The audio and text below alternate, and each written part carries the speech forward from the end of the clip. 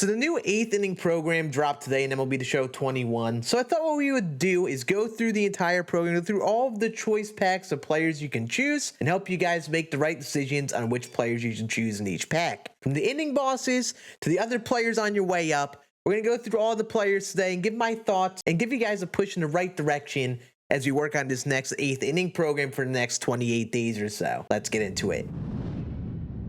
So this is the 8th inning program here, just live, and you have a bunch of things we can do day one to get progress, but obviously there's not going to be the most at this point. The program literally just dropped. No player programs or anything. However, if you've been doing your daily moments, you can collect the Yadi Molina and Wade Davis. If you get those collected, you'll be able to add some XP to the inning program. Give you a little bit of a boost up. I think we're going to be getting them soon in the dailies if you haven't gotten them already. I haven't been keeping up with them the most because these cards aren't the most appealing to me. And then you have your collection. If you get all 3 of the previous bosses, you can pick up the extra XP. I bought them at like sub 200k, and they are already rising up. The people are already collecting this. Also, there is the conquest map, which includes a home run derby pack and stubs, which is kind of neat. That's kind of a long conquest. 8 games. This is kind of a grind of a conquest here. If you want the XP, get that progress right away. It is about 35k, so doing this plus your collection would give you about like 80k, which is, you know, sizable progress to start. Then you have your typical extra innings missions and other missions you can do. Obviously, it's going to take time to get these bosses, but if you're someone who is playing this game for most of the days throughout the week, you'll be able to get a hold of everything. So first, we have our henchman pack. This is at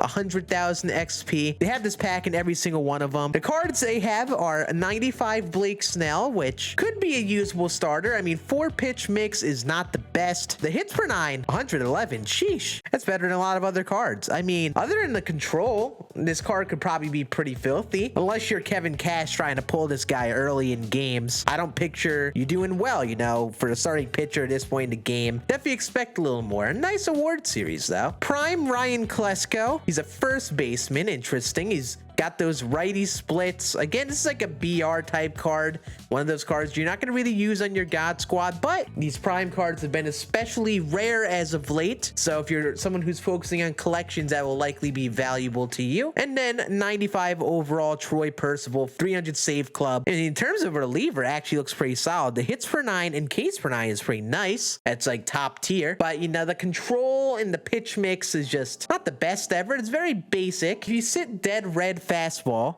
you'll probably hit this card hard. The curveball and changeup and slider are a lot slower, so it's easy to read that, you know, you gotta slow down for the breaking stuff. And I don't know if it's gonna have enough juice on it to really get a lot of swings and misses in weak contact. But again, another milestone card to add to the collection because there are just a bajillion of them this year. If I were to take one in this pack, I would take Klesko for the collection purposes if you're going for Mookie Betts, Clayton Kershaw, or if you just want to prepare for future ones, but I do anticipate picking up all 3 of them still. Then we have our classics pack at 175,000 XP. Finest, Mitch Garver. This one is an interesting one they're bringing back. This card is actually pretty fun. He's got good power versus both sides. It's a lot like that Mike Zunino card we have, except without the defense and with a little better contact versus righties. But fun battle royale catcher. I mean, not much more of an appeal other than that. This card actually slapped back in MLB 19. Then 96 Blake Trinan. This card is probably a very legitimate reliever option. He has sinker, cutter, fastball, so you know the meta pitches. High hits for 9, good Ks for 9. The control is going to be good enough. The velocity, though, he just throws heat.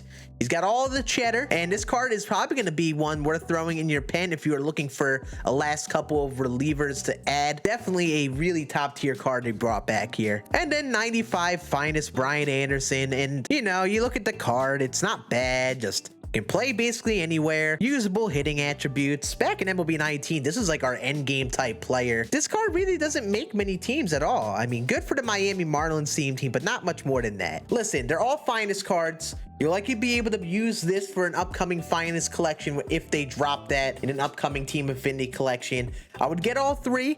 Just because, you know, they're going to be pretty cheap by the end of the program. But trying in here, must have. You really should consider using them in your bullpen. And yes, in a classics pack like this, you have a usable player, big dub. And then we have our bosses, the crucial decision here. Which of the 3 bosses do you end up taking? First, we got to talk about Willie Mays. This is going to be the most attractive option the most. Just no weaknesses whatsoever on this card. The 99 fielding, the 94 speed, you'll get well-rounded hitting attributes. I mean, this is a very good card. If for some reason you didn't like Hank Aaron, Willie Mays could likely find a spot in your team. I know not everyone enjoyed Hank, but Willie Mays is going to have a similar type swing to him, so keep that in mind when you're making this decision. I will say, if this were me, I would be picking up Willie Mays here, and if I was making my best God Squad outfield, I'd have Hank Aaron in left, Mickey Mantle in center, and then this Willie Mays in right field. Get all diamond defenders, especially if you have Mickey Mantle a couple parallels up. If you don't have Mickey Mantle paralleled for some reason,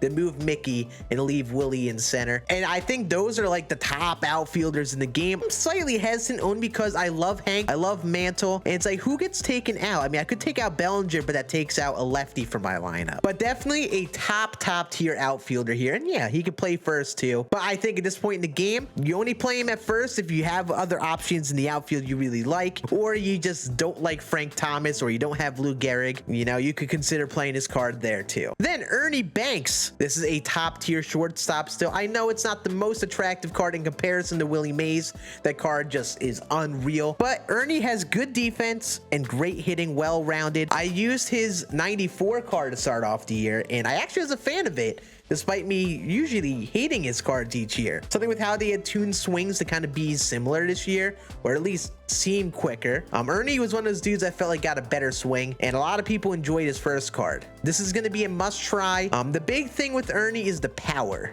Other shortstops don't have this level of power at this point in the game. I mean, Barry Larkin is kind of close to this, but he has the power versus lefties. But also Larkin sacrifices a little bit of contact versus lefties. And then finally, 99 Chris Sale. I'm actually going to try this card as well. But again, the thing that you're selling with this Chris Sale is the release point. He's got a quirky release. He releases the ball to the side. He found success with the live series Chris Sale earlier in the year.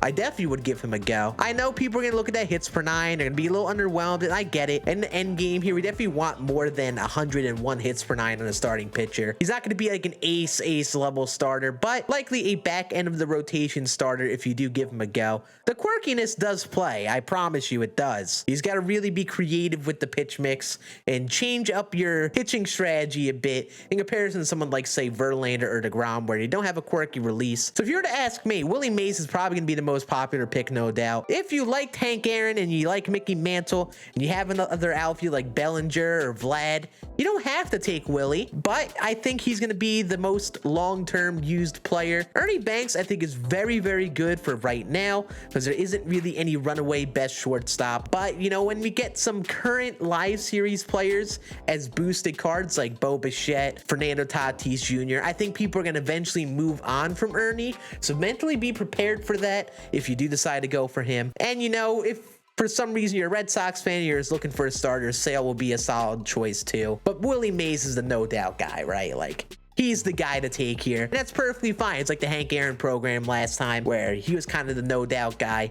Willie is definitely that guy in this program. And as we go through the program, you have your home run derby, all-star game, field of dreams, all that stuff like we had in the previous program. And if for some reason you are a menace who likes blank jerseys, just saw this, I guess you could have blank Cubs jerseys. I don't know what kind of menace wants to run that. That is the 8th inning program. Also, they dropped the postseason program. And just to quickly go through the division series program, you have a 98 Jose Abreu, which honestly looks like a solid first baseman. 92 power versus right is a little low at the position in my opinion, but you know, this card actually is going to hit well. It's great White Sox themed team build. Contact is elite, but that power definitely like in between that Don Mattingly and like elite level first baseman, but definitely a good first baseman here. Rowdy Tellez, he's got 125 pop versus right, which is great. The contact is good enough, 107, 102. Power versus left, you know, it's just a lot like the Giambi card, I feel like, just slightly worse. Then we have 98 Arozarena, which just looks like a very well-rounded outfielder type, all above 100 hitting attributes. Honestly, this card is giving me parallels to the Barry Larkin card,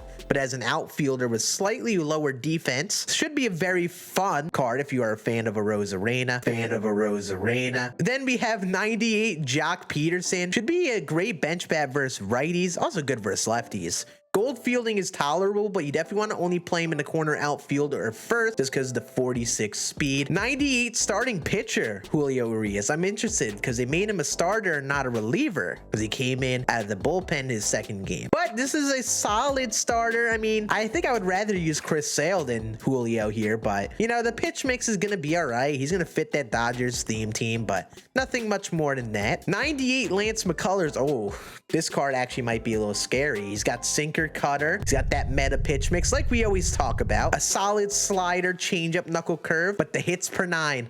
110 hits per 9. It's better than Chris Sale, but he's definitely a solid starter. Looks like the control doesn't seem like it's going to be the best, but a lot of people like McCullers in BR. So that's a cool little card to add. 99 Logan Webb with 117 hits per 9. Oh God, this is giving me shades of Corey Kluber. This actually might be more of a God Squad starter than Chris Sale. Just looking at the attributes, he just loses a little bit on velocity. If you like that Felix Hernandez type pitcher, I think you're gonna love Logan Webb here. The control and break on those first 3 pitches are actually unreal. Just loses a little bit on the other fastballs, but they're definitely good and usable. And then finally, 99 Kike Hernandez. Holy moly. He played virtually everywhere except for first base and catcher. The contact is top level. 109 and 106 power is very good. He's a lot like the Mookie Betts card, just with a little lower vision, a little lower defense than Mookie, and obviously a little slower. But I think this card looks very fun, man. This card should mash. Does he have any crazy quirks? He has a pinch hitter quirk, which will make him a solid bench bat. Nice guy to add to your bench for the positional versatility. And obviously with this program, you do the same thing as the other postseason program. You do the conquest, you do the moments, and then you complete as many of these missions as possible. The goal is to get to 100. So I'm pretty sure the math all adds up, and you could go the route of doing the events and tallying these missions that are repeatable as well, which is nice. Makes it a little easier when you have the repeatable missions. But that is going to be it for this. That is all of the players that dropped today in MLB The Show 21, and hopefully you'll be making the right decision in the players you use in your lineups. So let me know in the comments section, what do you think of the bosses? Which ones do you think you're going to take, and which cards do you think you're going to use out of this postseason program? We have a lot of new players to go and grind today. I'm going to be grinding them out in my stream, so if you want to come hang out with me, swing by the Twitch, twitch.tv/scan. But that is going to be it for this video. Make sure you like if you learned something new, and we'll be back again this weekend with more videos on the channel. You guys have a great rest of your day. I'll see you all again next one. Deuces.